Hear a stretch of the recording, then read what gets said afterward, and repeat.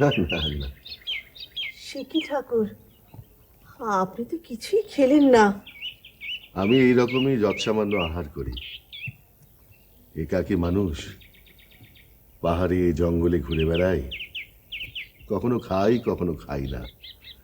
এত যত্ন আমার কপালে শৈলে হয়। না না না, এভাবে বলবেন না আপনি। আর কটা দিন নবদ্বীপে থেকে যান না ঠাকুর। হ্যাঁ, খুব ভালো কথা বলেছেন। তাহলে আপনাকে এভাবে রোজ যত্ন করে খাওয়াতে পারি। হ্যাঁ ঠাকুর, নকে দিদি ভালো কথা বলেছে, থেকে যান এখানে, থেকে যান। আমাকে আর মায়ার বাঁধনে জড়িও না মা, আমি তোমার পিতৃতুল্য। আশীর্বাদ করি তুমি যেন মোক্ষ লাভ করো। এ কথা বললেন কেন ঠাকুর? অত চিন্তিত হয়েও না বিশ্বম্ভর, বড় লক্ষ্মীমন্ত পত্নী তোমার, নামেও লক্ষ্মী, গুণেও লক্ষ্মী। আর পরিচয়? সে তো তুমি নিজেই জানো। আমার বৌমার ভাগ্যে কি আছে একটু বলুন না ঠাকুর। ও কবে মা হবে, নাতির মুখ দেখার আমার বড় স্বাদ। জন্ম মৃত্যু বিবাহ বলতে পারে না বরাহ। তাছাড়া যে উত্তর ভবিষ্যতের গর্ভে, তা নিয়ে এখন ভেবে কি লাভ মা? আসুন ঠাকুর, হাত ধুয়ে নিন। আসেন, আসেন তো। চল।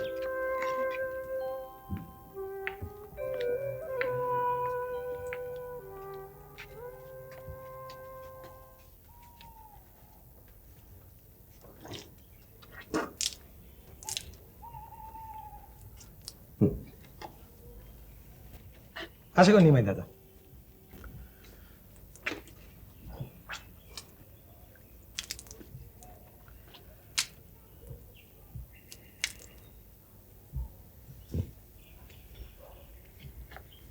দাও, আমাদের দাও। আসুন ঠাকুর।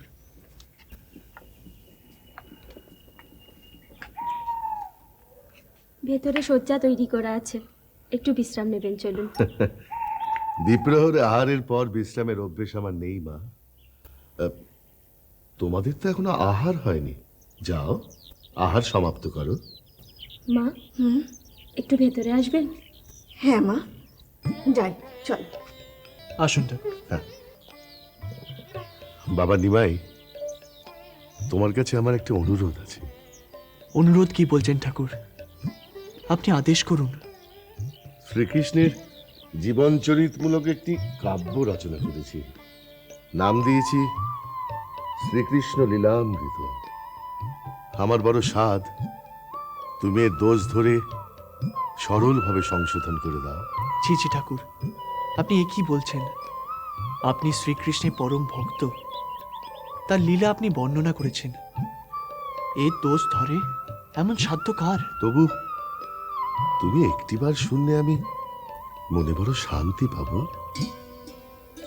আচ্ছা ঠাকুর, আপনি পড়ুন, আমি শুনছি।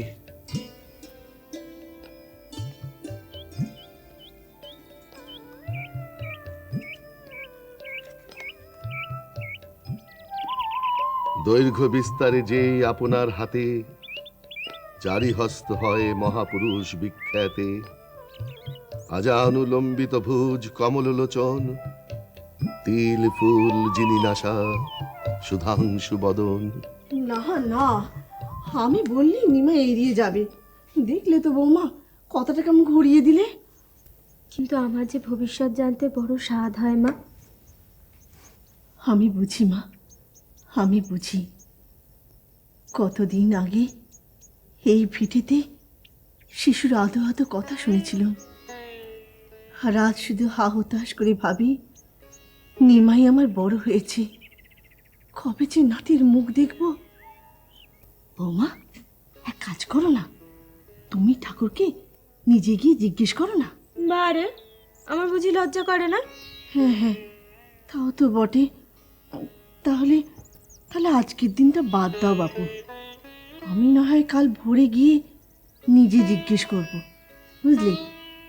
আর তিনি যখন একবার কথা দিয়েছেন, আজ রাতটুকু আমাদের অতিথি হবেন, তখন দেখাই যাক না তিনি কি বলেন। কি হলো তো? পাগলি মেয়ে।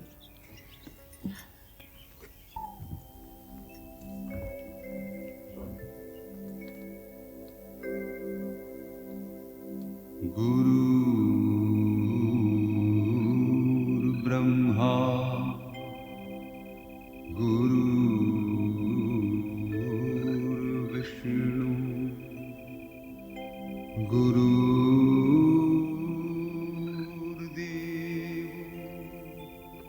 কি ভাবছো নিমাই? ঠাকুর, আমার মনে ভক্তিভাব নেই কেন? কেন জাগতিক যন্ত্রণায় ছটফট করি? কেন মুক্তির জন্য মাথা খুঁড়ি? বিষ্ণুর পাদপদ্মে মতি রাখো, সব প্রশ্নের উত্তর পাবে। না ঠাকুর, মধ্যরাত্রেও আমার ঘুম আসে না। রাতের পর রাত মদন মোহনের সামনে বসে থাকি আর উত্তর খুঁজি। আবার হরিনাম গানের সময় ভ্রুপল্লবের মাঝে এক তীব্র জ্যোতির্বিন্দু দেখি, জ্ঞান হারাই। ঠাকুর, কেন এমন হয়? আপনি তো ভবিষ্যৎ বক্তা, বলুন না ঠাকুর, আমি কি চিরকাল এই সংসারে আটকে থাকবো, না দাদার মতো সন্ন্যাসী হয়ে? নিমাই, নিমাই, তুমি স্বয়ং বিষ্ণু অবতার। ভক্তির ঝর্ণা তোমার হৃদয়ে অবরুদ্ধ হয়ে আছে। আমি এসেছি সেই রুদ্ধগতির পথ উন্মুক্ত করতে। কিভাবে ঠাকুর? আমি তো নিজেকে চিনতে পারি না, পদে পদে ভ্রম হয়। চেনাতেই তো এসেছি নিমাই। নিজেকে চেনো, প্রকাশিত করো। অসৎ মানুষে পৃথিবী ভরে গেছে। জাতের লড়াই, ধর্মের লড়াই মানুষকে অবক্ষয়ের চরম সীমায় নিয়ে গেছে। প্রকট হবার মাহেন্দ্রক্ষণ তো উপস্থিত। ঠাকুর,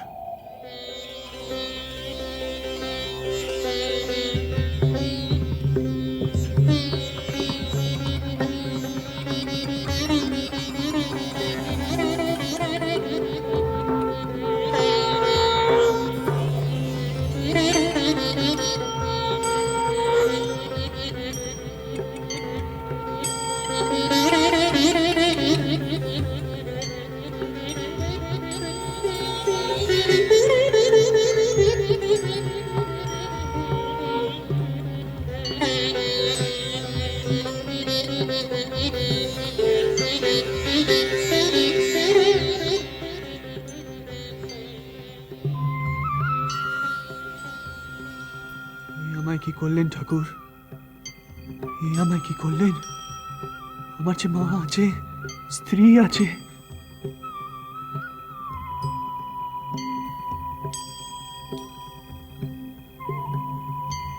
আমি কি দেখলাম ঠাকুর?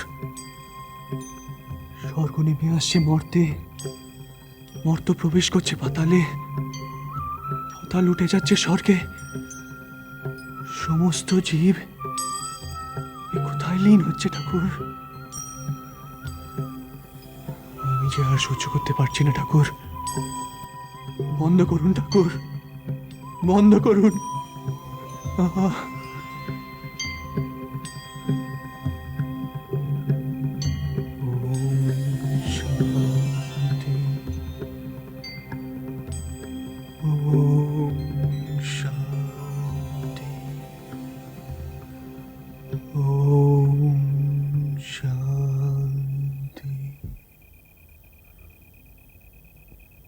নিমাই,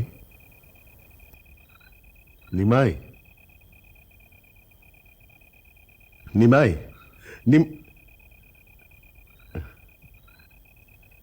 এসো নিমাই, বসো।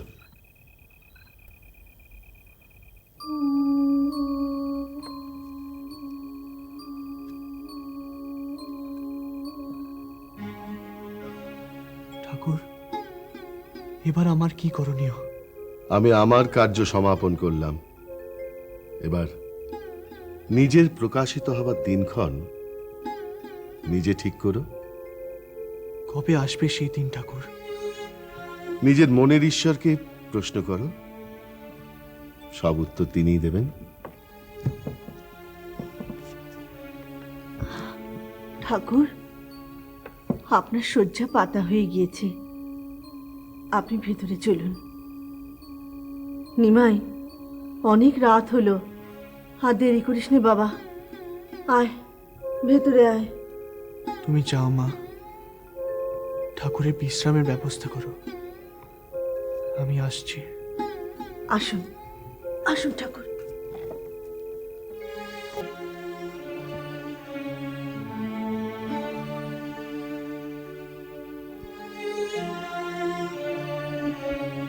নিজের মনের ঈশ্বরকে প্রশ্ন করো, সব উত্তর তিনিই দেবেন।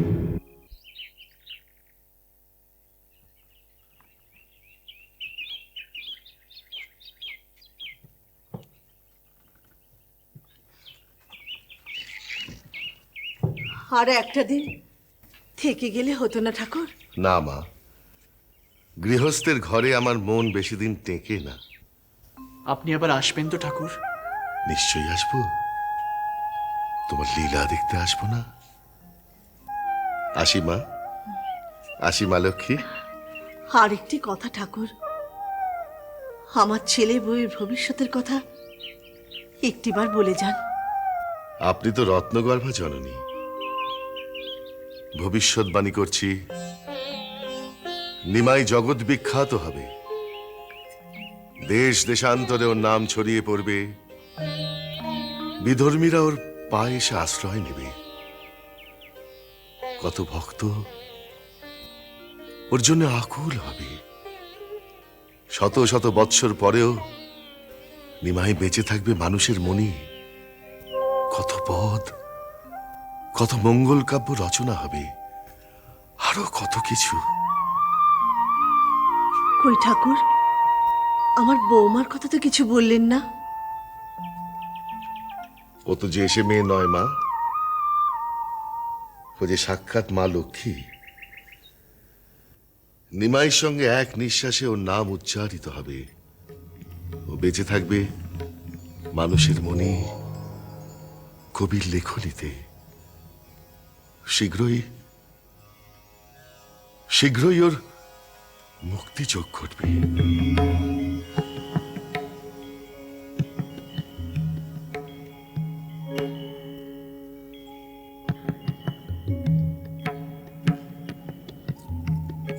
কল্যাণ হোক।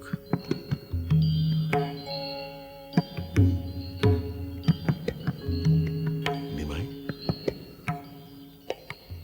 তোমার মুখ বিষণ্ণ কেন?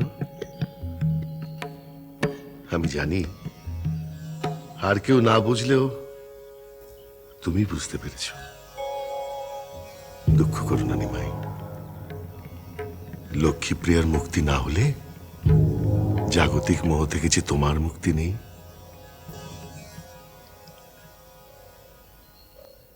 আবার আপনার সঙ্গে কবে দেখা হবে ঠাকুর?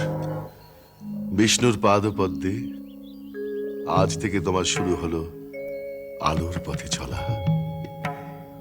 असतो मा सद्गमय तमसो मा ज्योतिर्गमय मृत्युर्मामृतं गमय।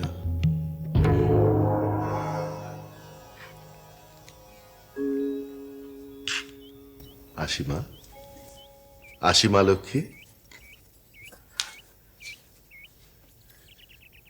कल्याण হোক।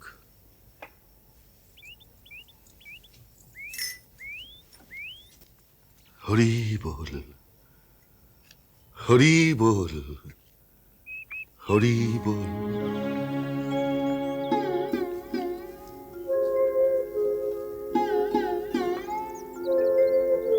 স্বামী, স্বামী, কি ভাবছেন এত? লক্ষ্মী, লক্ষ্মী, ঠাকুর, ঠাকুর, ঠাকুর কে তুমি মা? শীতল মাঝির মেয়ে আমি দামিনী। আমি আপনার শরণ নিলাম ঠাকুর। দামিনী? তোমাকে তো ঠিক চিনতে পারলাম না। চিনবেন কি করে ঠাকুর? আমি যে কখনো কোনো মহাপুরুষের শরণে আসিনি। মহাপাতকে আমি, দুশ্চরিত্রা, নবদ্বীপের দুই দূরমতি, জগাই মদাইয়ের পাপ কাজে সঙ্গী হয়েছি। সারা জীবন ধরে যে পাপ কাজ করেছি, আমার নরকেও ঠাঁই হবে না। নিজেকে শোধরানোর বহু চেষ্টা করেছি, কিন্তু জগাই মদাই তা হতে দেয়নি। প্রতিবাদ করলে ছুটতো প্রহার। নারীর গায়ে হাত তোলে, এ তো দুরন্ত সাহস। ওরা জানে না যে নারী শক্তির উৎস। দুরন্ত অসুরকে বধ করেছিলেন মা দুর্গা। জগতের শক্তির উৎসই যে নারী। আমায় পথ দেখান প্রভু। আমি পথ দেখাবার কে মা? তোমার তো সমস্ত পাপ স্খালন হয়ে গেছে।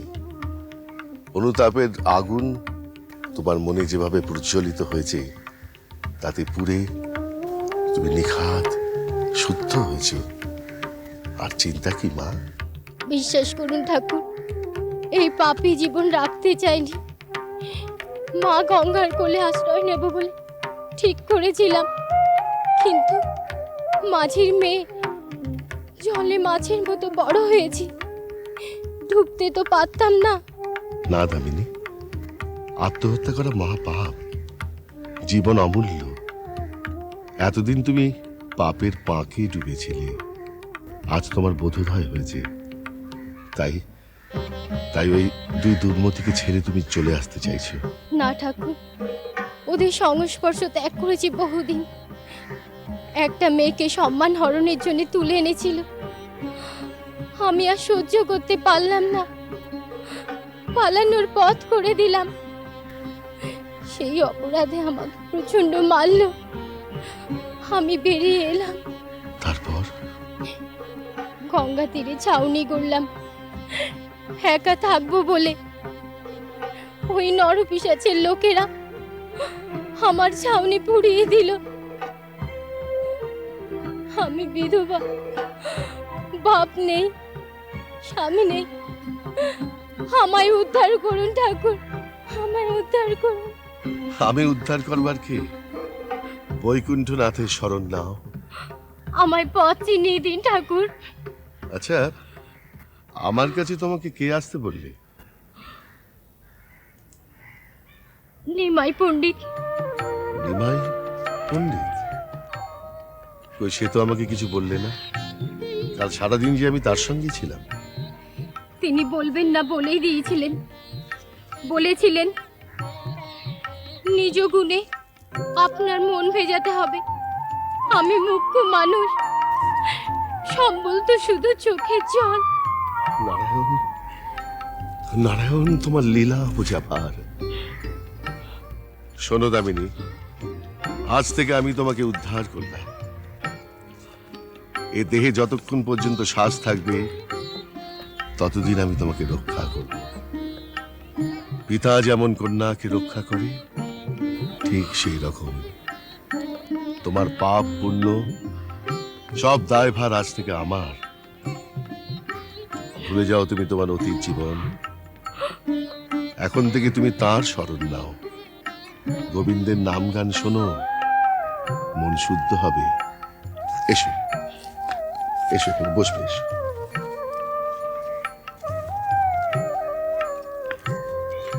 माधव माधव माधव सोब सुंदरी बाला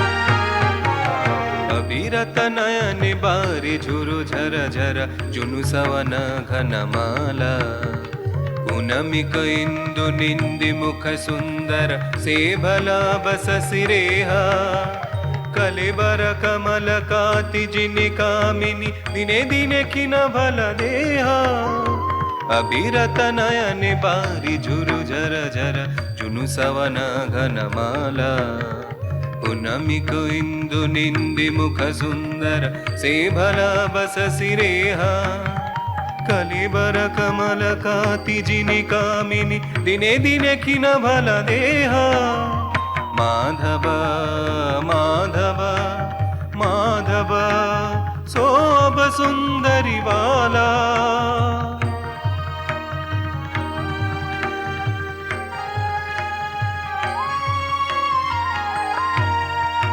उपवन हेरि मुरछी पढ़ु भूतले चिंतित सखी गण संग पद अंगुली देखीति पर लिखै पानी कपल बलंब उपवन हेरि मुरछी पढ़ु भूतले चिंतित सखी गण संग पद अंगुली देखीति पर लिखै पानी कपल बलंब माधव माधव माधव शोभ सुंदरी बाला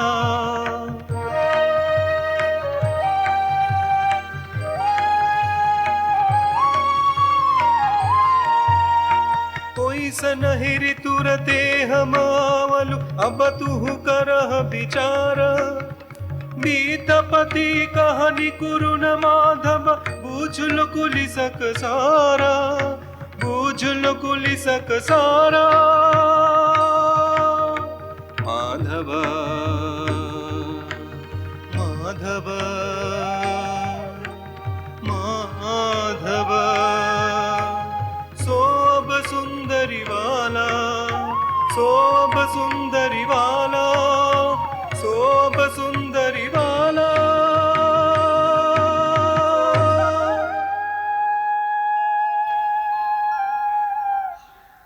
আমার মনের ভার নেমে যাচ্ছে ঠাকুর, আমার মন শুদ্ধ হয়ে উঠছে। বেলা হলো, এসো আমার সঙ্গে। কোথায় নিয়ে যাচ্ছেন আমাকে? দেখতেই পাবে, নির্ভয়ে এসো। শ্রী মধুসূদন তোমার সহায় হোক। জয় গোবিন্দ, জয় রাধা মাধব। এসো। বসুন ঠাকুর, আমি একটু প্রসাদ নিয়ে আসি। তারপর নবনী, বলুন।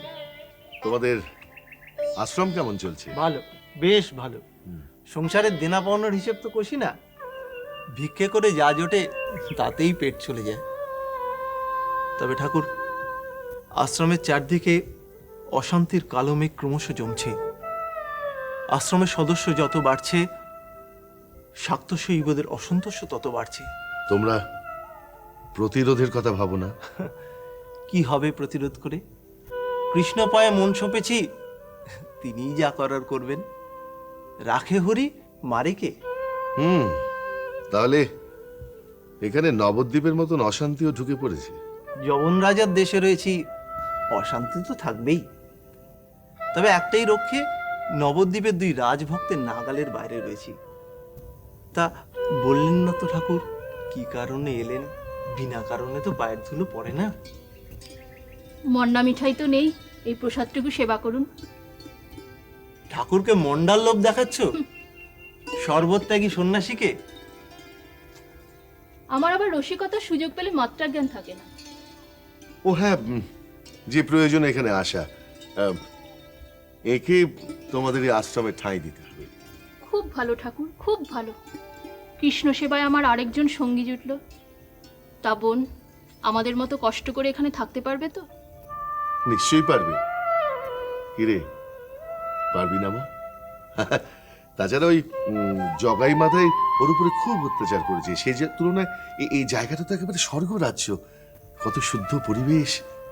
না ঠাকুর, কৃষ্ণ বিরহের জ্বালা যে কি জ্বালা! আমার নাগরকে, এই দেখো আবার রসিকতা করে ফেলেছিলাম। কিরে, এখানে থাকতে পারবি না? হ্যাঁ ঠাকুর, কিন্তু আপনি থাকবেন না? দেখো, আমার কি আর এখানে থাকবার জো আছে রে? অনেক কাজ বাকি পড়ে আছে, নইলে এখান থেকে যেতে তো মনই চায় না। দামিনী নিশ্চয়ই থাকবে ঠাকুর, কিন্তু কোনো বিপদের সম্ভাবনা কি আছে? যদি অসুবিধা হয়। তোমরা বিপদের কথা ভাবছো? না ঠাকুর, না, সাবধান হওয়ার জন্য বলছি। এখন প্রায়শই গৌড়ের ফৌজ আশ্রমে হানা দিচ্ছে। এখানে কেন? ওই যে অধিকারী সুবুদ্ধি রায়ের স্ত্রী সুধা। জয় শ্রী গোবিন্দ, জয় শ্রী রাধা মাধব, জয় শ্রী গোবিন্দ। হরিবোল হরিবোল।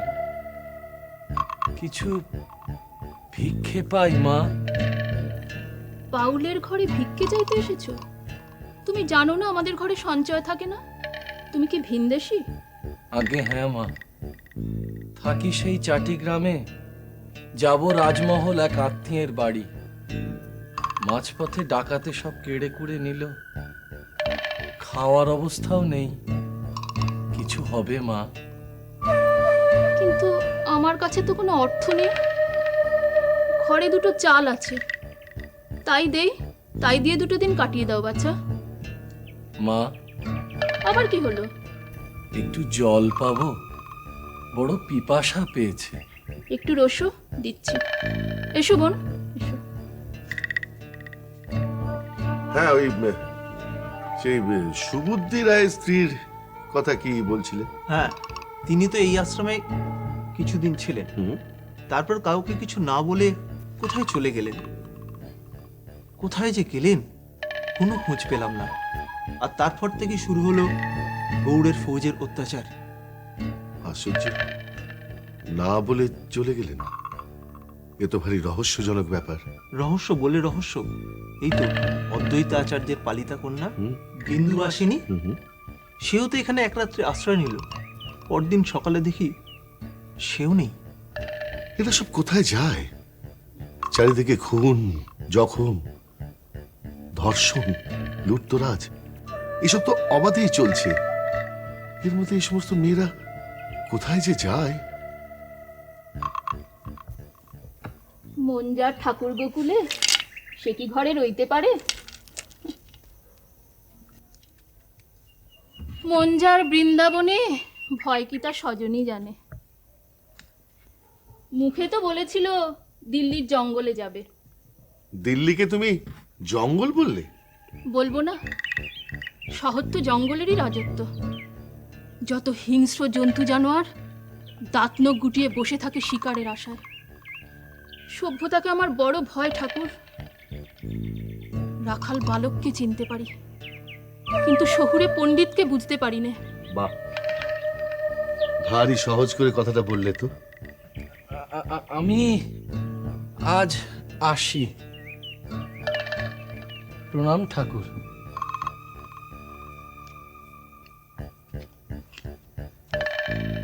প্রণাম। এই দেখো, সূর্যদেব যে একেবারে মধ্য গগনে। আর তো সময় নেই, দেরি হয়ে গেলে খেয়া পাবো না। দামিনী রইল, আমি চলি। কই গো, কোথায় গেলে?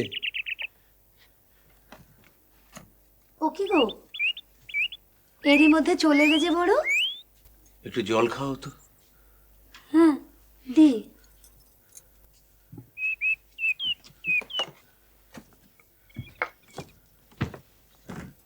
কি হয়েছে বলো তো তোমার? মুখ চোখ বড় ক্লান্ত দেখাচ্ছে।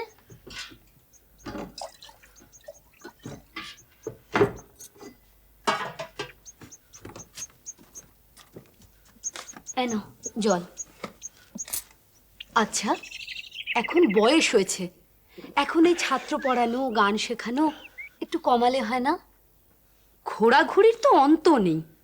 পিতৃপুরুষের জীবিকা সর্বরী, ছাড়বো বললেই তো আর ছাড়া যায় না। নইলে আজ যা শুনে এলাম, তাতে এই পোড়া দেশে যে আর কেন পড়ে আছি বুঝতে পারছি না। কি হয়েছে গো? ওই গোপাল পণ্ডিতের কনিষ্ঠ পুত্র কদিন ধরে টোলে আসছিল না। ও, তা আমি ভাবলাম গৃহে গিয়ে দেখে আসি জ্বর জারি কিছু হয়েছে কিনা। তা আমি গিয়ে দেখি গৃহে কেউ নেই, দরজা হাট করে খোলা। মা, সে কি কথা গো? হ্যাঁ, আর তারপর প্রতিবেশীদের কাছে যা শুনে এলাম, তাতে তাতে মনে হচ্ছে এই ধর্ম নিয়ে, আমাদের নিজেদের ধর্ম নিয়ে এই পোড়া বঙ্গদেশে আর থাকা চলবে না। কি মুশকিল, কি হয়েছে আমাকে বলো।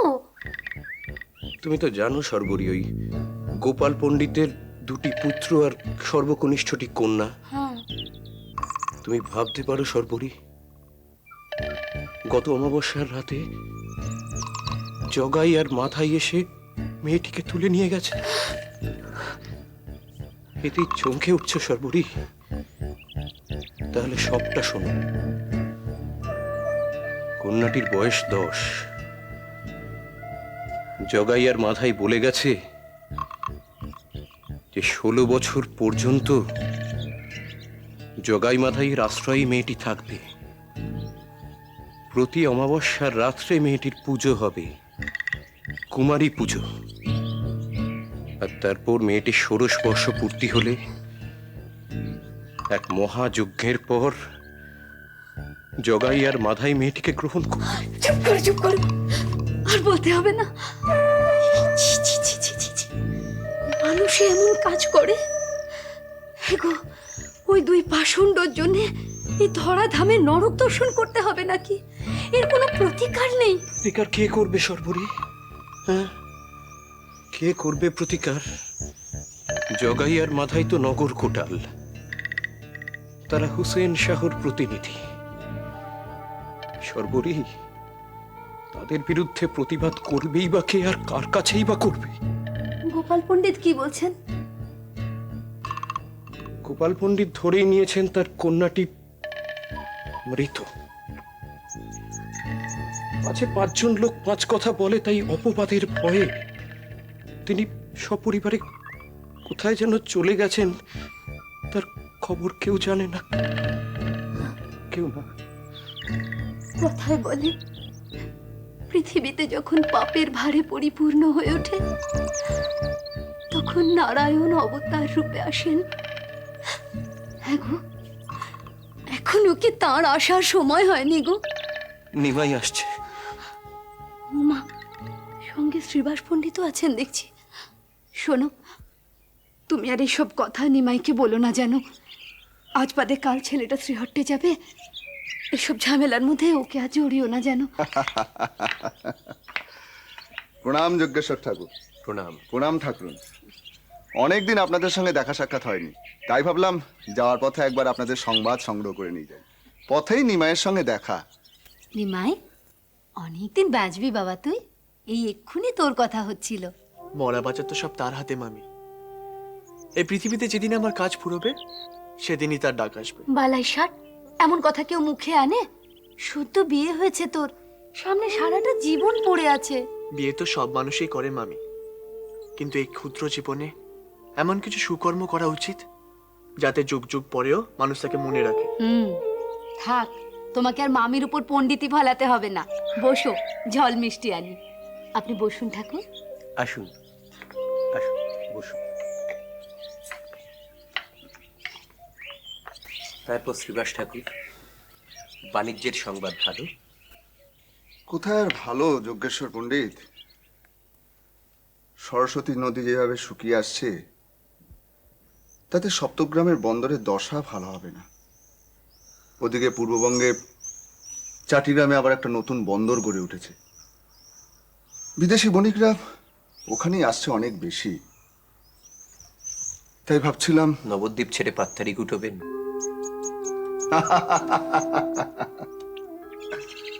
পাত্তারি গোটাবো বললেই কি পাত্তারি গোটানো যায় ঠাকুর? তবে সত্যি ঠাকুর, এত বছর ধরে তকলি সুতো আর মশলার ব্যবসা করছে, কিন্তু এই রকম ব্যবসায়িক মন্দা পূর্বে কখনো দেখিনি। এই জগতের নিয়ম শ্রীবাস দাদা, নদীর এক পার ভাঙে অন্য পার তৈরি হয়। সপ্তগ্রাম লুপ্ত হচ্ছে, তৈরি হচ্ছে চাটিগ্রাম। যাই হোক না কেন, আমাদের হাল ছেড়ে দিলে তো চলবে না। নবদ্বীপ আমাদের, এর হৃত গৌরব তো আমাদেরই ফিরিয়ে আনতে হবে। কি বলেন ঠাকুর? আসলে কি জানেন যজ্ঞেশ্বর পণ্ডিত, দেশে যদি স্থিতাবস্থা না থাকে তাহলে ব্যবসা বাণিজ্য, শিক্ষা, সঙ্গীত কোনোটাই ঠিকভাবে হয় না। আর এদিকে জগায় মাথায় অত্যাচার যেভাবে দিনের পর দিন বেড়ে চলেছে। যাকে ওসব কথায় তা নিমাই, তোর যাত্রার আয়োজন সম্পূর্ণ? আয়োজন প্রায় সম্পূর্ণ, বেরিয়ে পড়লেই হয়। কয়েকজন ছাত্রকে নিয়ে যাচ্ছিস শুধু, বয়োজ্যেষ্ঠ কেউ গেলে ভালো হতো না? না মামা, আমি যে কাজে যাচ্ছি তাতে বয়স্কদের নিয়ে গেলে তাদেরই কষ্ট হবে। নৌকায় শ্রীহট্ট যাত্রা, সে পথ তো কম নয়। হ্যাঁ, তাছাড়া পথে বিপদ আপদের সম্ভাবনাও তো কম নয়। আমার অবাক লাগে ভাই নিমাই, নবদ্বীপে যে এইরকম অনাচার বয়ে চলেছে তাকে সুলতান কোনো খবরই রাখেন না। জগায় মাথায় মতন এরকম দুজন পাষণ্ডের হাতে শাসনভার ছেড়ে দিয়ে তিনি কিভাবে নিশ্চিন্তে বসে আছেন। একই নিমাই, তুমি আকাশের দিকে তাকিয়ে কি দেখছো? আমি দেখছি একটা শ্বেত কপোত। শ্বেত কপোত? উত্তর থেকে দক্ষিণে উড়ে যাচ্ছে। শ্রীবাস দাদা, সুলতান নিশ্চিন্ত নন, তিনি নবদ্বীপের জন্য চিন্তিত। না না নিমাই, এ আমি তোমার সঙ্গে কিছুতেই একমত হতে পারছি না। তিনি যদি সত্যিই চিন্তিত হতেন তাহলে কি কোনো ব্যবস্থাই তিনি নিতেন না। এবারে তিনি ব্যবস্থা নেবেন, তা আমাদের পক্ষেই হোক বা বিপক্ষে। কিন্তু আমি ভাবছি একটা অন্য কথা। এই শ্বেত কপোত কার কাছে যাচ্ছে?